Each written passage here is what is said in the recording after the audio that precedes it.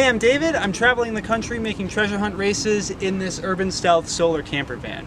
In the last 60 days, my organization has paid $1,500 in prize money, raised almost $700 for charity, and traveled 1,500 miles. And we are really excited to be going to Key West.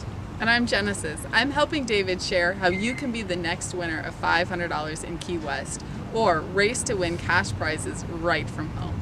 Click the link to get in the game.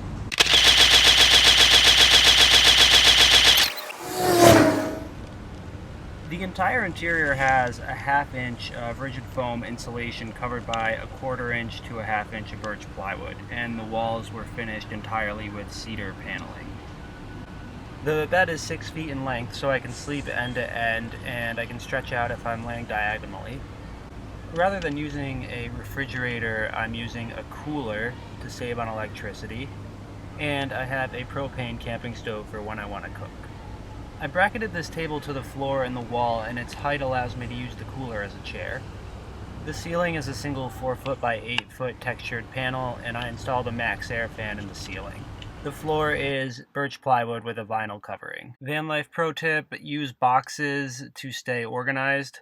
I also stay organized with a series of hooks for my hang-up clothing under the table, and really use every empty out-of-the-way space as effectively as I can. For my non-perishable food, I use this pantry box that I keep between the 2 front seats.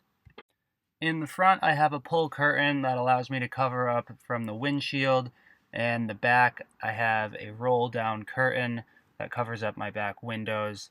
This allows me to have privacy whenever I want, and it's very easy to go back and forth between having these up and having these down.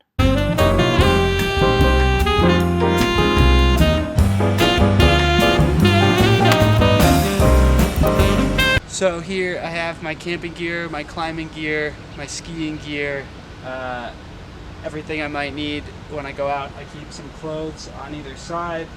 Normally I've got a bag for my laundry that I keep back here.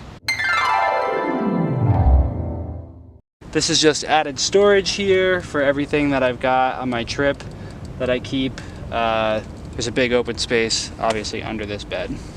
So all camper vans I would recommend have a solar setup. Mine has a 150-watt solar panel connected through the roof to a solar charge controller that's linked to a 100 amp hour lithium-ion battery that's connected to a fuse box and a 1,500-watt inverter. Over the past 3 months I've used this system. It's allowed me to charge all of my devices and has provided ample electricity when I needed it. The front is super convenient for storing small objects, as there's a lot of little storage spaces. I also keep a toolbox handy so I can easily get to it. So I bought my van in New Hampshire at a dealership. After taxes, title, registration, it was $12,000. I got all my supplies at the Home Depot and a local hardware store. When it all was finished, it came out to about $900. My solar system setup included a 150-watt solar panel, a 40 amp charge controller, a 100 amp hour lithium ion battery, a 1,500-watt inverter. All of the cables, the switches, the fuses, the breakers came out to $1,760.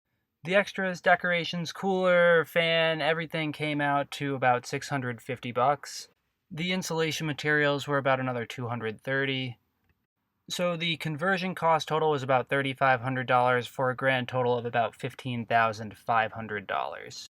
I did all of the work for the conversion myself. It took about the full month of October working full time. I'm very happy with how it turned out. I hope that you like it. Thank you so much for watching the tour video. Really hope you enjoyed this awesome super stealth solar camper van. And remember, feel free to help us raise money for charity by joining the race from home.